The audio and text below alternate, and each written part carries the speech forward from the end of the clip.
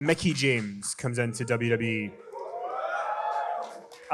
What was your first kind of impression of her when she came in, and how did the storyline that you guys had come together? So I got told that we're gonna bring in a new. It was funny. There was a point where like things were happening for me. There was like new opponent. Like what's next? And so we got to the point where we're like they needed to find the next opponent for Trish Stratus, which I was like, all right, who do we got? And then Mickie James, Alexis Lurie was coming in, right? I said that right? Alexis Lurie. I was gonna let you do it because you're the expert. You know who came in? Alexis Lurie. See how we're like a kind of a tag team, A very lopsided tag team. It's very lopsided. Why is it lopsided? Because you're really good and I'm. I didn't say we were gonna wrestle. I couldn't walk to the front of the stage properly. Let's give him a try. Let's do it. Go ahead, redeem yourself. Why don't you do my point? Why don't you do my point? Where's the point? Do the point. You got this. Yeah! It's time to rock and roll.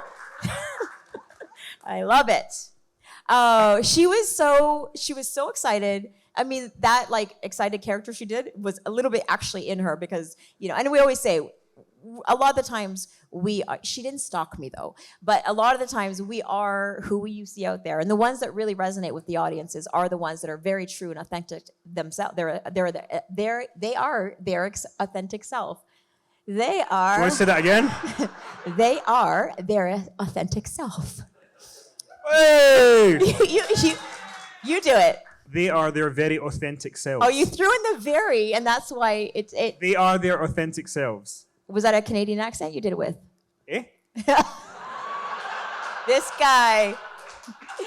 So, yes. And so she had that like energy about her and she had that excitement and she was thrilled to be there. And she just couldn't believe, she'll say, you'll see her interviews, she'll say, I can't believe I was brought into and you're going to feud with Trish Stratus, So, but that's a great place for her. And yeah, we just knew, we were excited and working with her was cool because she and I were both really, we wanted to make a great story. We wanted it to be water cooler talk. Is that an American? We know that phrase, right? That expression. It's something people go to work, and if they're wrestling fans, of course, they go to work and they're like, oh, did you see that thing this week? And people started to tune in, I believe, to see what would happen next week. It was this story that went on.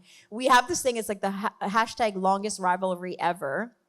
But I think maybe me and Becky might have replaced that. Yeah. Because it went on a long time, didn't it? Which is a good thing. I think it was a good thing. Yeah. We'll get to that. We were just excited that we were doing these cool things, character moments, and really taking the audience on a ride. There was ebbs and flows and character arcs, and story arcs, and it was just so fun to have a real storyline that people connected with, but also was finding its way to culminate into the ring with matches and things like that. And we had Ashley Massaro in there, which was awesome. Yeah, working with her. We loved it, and then we were so proud that it culminated to a WrestleMania 22. Well, it's funny you mention that because there's something that Mickie gets asked about a lot, but people don't really ask you about it. Because you have this epic WrestleMania match, the fans start to turn on you, yeah. You have all this stuff, she wins the title, and then she does a gesture with her hand. I don't recall that. Well, was I there? Because edited out. So she does this gesture. I'm not going to do it, but... Do it. In front of Trish. Don't do it. It's just going to be edited out. Do you want to do it? No. Absolutely not. So she does that gesture and it gets edited out, and she's famously told the story that Vince backstage had said to her, you had something great and you had to kind of do that. What did you think of it? Did you think it added to the end? Did you understand what the fuss was all about, that Vince didn't like it and edited it out? I think Vince probably didn't know it was coming, didn't expect it. It was a lot over the top, and so he was a little unprepared. And I think that's what it just threw him off. He just didn't expect it, and they don't like when things are surprises to them. It's a produced show if you think about it for the most part, right?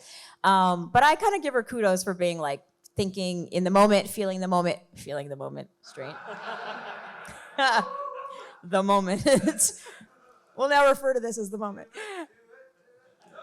Sir, please, we can hear your out loud voice. Yeah, so what was the question exactly? How did you think that, did you think that it was an overreaction to edit it out? Yeah, I mean, like I said, I've seen overreacts based on like them not getting their way or if things didn't go according to their plan. So I know that happens back there.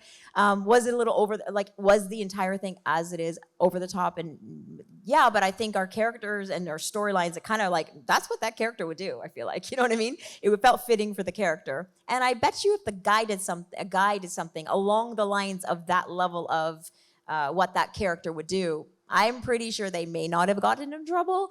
Fans reacted accordingly, and it worked in the moment. You know, I think from the character and the storyline perspective.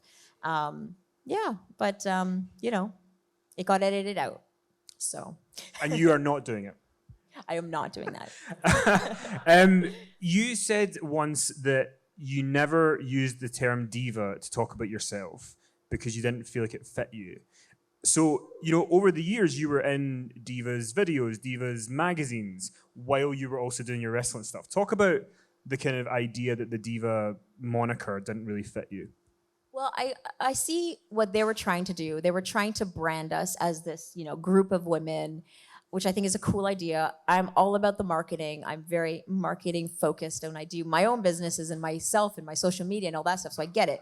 But I thought the word diva the only reason it got a little negative to me, first of all, I think diva has a negative connotation, right? It's someone who's like over the top and difficult to work with and things like that. And I thought, I don't know if that's a suitable word, but okay, let's go with it. So I wasn't exactly like opposed to it in the beginning, but when there was a distinct differentiation between the females and men's, like that's a WWE wrestler and that's a diva, and I was like, yeah, but I'm also a I can't, but I wasn't allowed to use that term. I could no longer refer to myself as that. It was, you know, I wasn't a superstar, WWE superstar, and then diva. So I was like, but I felt like that's kind of not fair because we do the same thing as them. We are kind of the same. We are WWE superstars. So I didn't like it. So I just didn't really, I didn't embrace the term, so to speak. And so when people say, oh, you know, they call me that, and that's fine. But I didn't necessarily embrace the term. And then when it went away, I was pleased. So, in 2006, you decide you're going to retire, and you're going to be Unforgiven. You're going to retire there. What was the real reason that you decided it's time? The real reason? My mom got diagnosed with cancer. Yeah, she's better now, though. Yeah. So I was at a point in my career where she got diagnosed with cancer, and the road life is so crazy, right? I mean, at that point I was sometimes on the road. 1 year was 300 days of the year, like insane. You're just never home. And I just knew if my mom was gonna go through treatment, I wouldn't be able to be with her. And I had got to the point where they wanted me to resign, but they wanted me to resign for 5 more years. I was 30, or I was approaching 30. How old was I? 30. That's funny. I'm 30 now. I don't keep count of your age. I'm 30 There's only now, so much time in the that's day. weird. I don't know how that happened when I'm still 30. I just knew, like, I was like, I had to look at my career, and I felt really, really like fulfilled with everything I had done. I felt like I looked at the roster of women. I had really great feuds and rivalries with each and every one of them. Everyone who was able to produce matches and work, I had worked with them, and there wasn't anyone like, but I haven't worked with them yet. Like, there wasn't people still waiting in the wings that I hadn't worked with yet. And so I just felt, you know what? I feel really good with my career. And it's like, oh, but you were on top. You left on top. But man, isn't it the best time to leave? I don't know. Better than being on the bottom, you know? But then my mom, when she got diagnosed, I knew that it was just like the universe saying, this is time for you just to step away. And I did, and I walked away, and I never regretted the decision. I never was like, oh, I don't know. I never had the itch. It wasn't like I left and was like, I want to get back in there. That was the decision I made. I moved forward with my life, and I got, this was the time for me at 30 years old to establish myself in the world. Because I was then, I opened up a business. I opened up a yoga studio. Woo! No. So good. So good. You do it better than me, almost. It's quite patronizing, actually, but on you go. But during that time, I got to open up a business. I got to have my 2 children. You know, I got to do life stuff, right? And explore more like acting opportunities. And I did a movie and I just got to do so many things. I was very lucky that Canada embraced my success. So I was a Canadian. Yep. Yay, Canada. There's Canadian back there. It's my sister. I got to just, you know, they embraced my success. So even when I retired, they're like, oh, what's Trish Stratus up to next? And they came to my yoga studio and I'd have like the Maple Leafs, that's our hockey team, with the Maple Leafs come to my yoga studio and they would film it. And like the Toronto Blue Jays, they'd come and film it. Like it became this cool thing that the media embraced and I was invited to events still. So I was really in the spotlight in Canada as well a lot and it was really cool. And did I ever get the itch? Not really, but until they called, I think it was, when was it? The next time I got called was 2008. It was almost Christmas time. Do you know the time? Yeah, it was you and John Cena teamed up. You were his... Thanks for... I was going to build up to it, Kenny. Wait, don't say, do you remember it? It was like you were quizzing me. You're not my partner anymore. I have to go, It was guys. such an epic run. Thank you very much. Goodbye. Oh, wait. Sorry.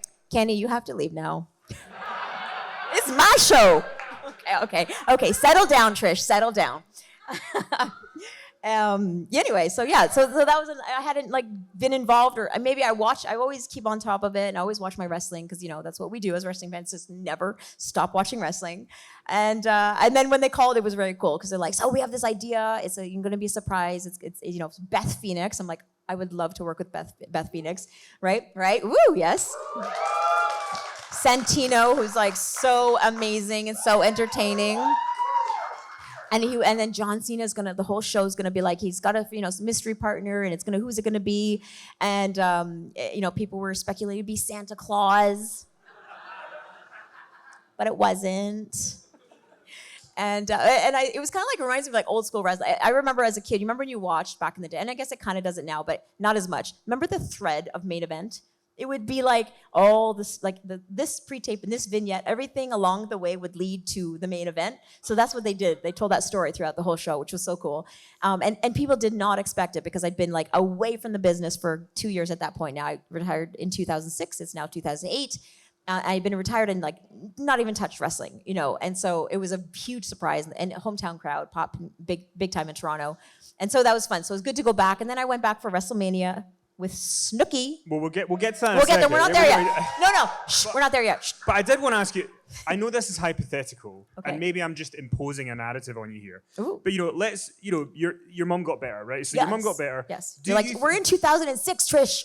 We're not in 2008. Settle down. But like, do you think if the women's division at the time that you left, if the division had been strong like it is today, Yeah.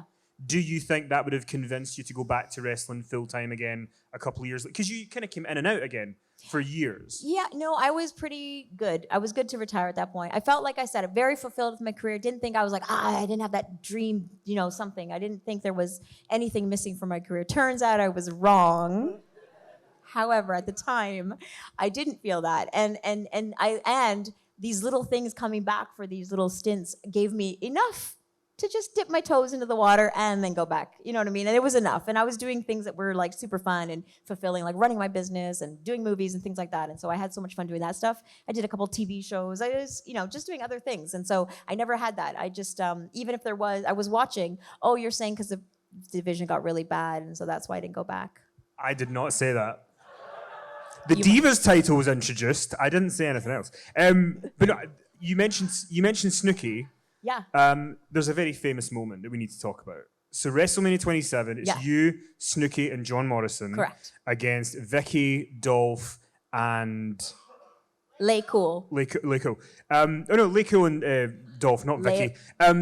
And in that match, you guys win, and then at the end, you go for a hug with John Morrison. Yes. Oh, wait. That's actually not at WrestleMania. That was on the following night at Raw when I got dissed. You got dissed by John Morrison. I got dissed. Dissed. Dissed. Dissed. I got dissed. I got dissed by John. There was a murder. Give me a ginger soda. I thought that was an interesting moment because, so yes, the following night we were on Raw and we did a revision of the rematch. Yeah. Okay, that's what they call it, yes, in the business. And so do you guys know the moment? Yes. So you want to reenact it? Not really. All right, fine. I was so willing to do that. I'm not having it on video that I snub you. That's not happening. Yeah, so we were celebrating our moment, and I went to hug him, and he just did not hug me, did not engage. Yeah, boo, John Morrison. But his loss, really, at the end of the day. And, you know, it was a weird moment. I was like, what just happened here? And I went backstage, and I just said to him, I'm like, dude, what just happened there? And he just happened to have, which I learned later, he happened to have a problem. This was his thing, right? He had a problem with me coming in and taking someone's spot, right? Which I get, but it's not my fault that WWE was also producing a show called Tough Enough, which happened to be airing the next night. So this match was there for the purpose of promoting. Oh, not that night. That following Raw, Tough Enough, it's going to be debuting after the show. Keep watching. There was a purpose here, right? But some of us don't have a marketing mind. What can I say? He's never called marketing Morrison, is he? No. So he did that. And I just said to him, I said, look, I think like you've just taken away a moment for a fan. So you can think whatever you want of me, of the moment of me being here, etc. And I did say, look, Tough Enough's later, dude. Like there's a reason I'm here. And then I said, but what you've done is like our two characters. People were super excited about Trish Stratus and Morrison like teaming up. They thought they were into it. So we took away a moment from the fans, and that's all you did tonight. Because we go out there, it's just a moment for a fan. Whatever your personal is, leave it back there, right? So a victorious moment, and there's something about when you feel the excitement when you see the hugs, you're into it, right? You're into the moment. So I said that's all you've done tonight. So that was really selfish and stupid, and that was that. I guess the weird thing is, look, I have to say though, on top of that, from then we've since made up. It was never really a big deal. It was way more blown up that like we weren't like, well, you and I can't say the F word, right? I was like, oh, you're a He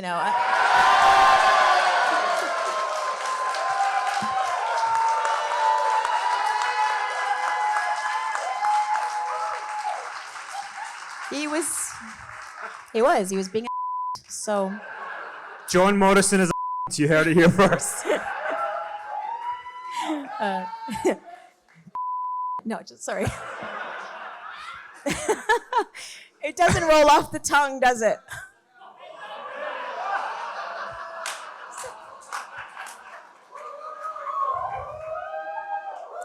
The temptation is there.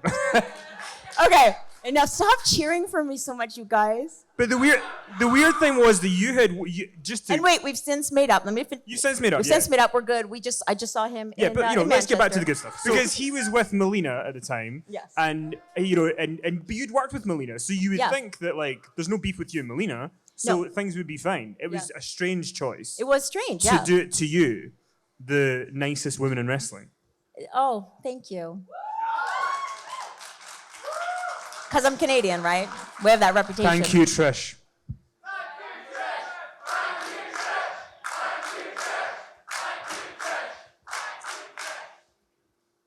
You're welcome.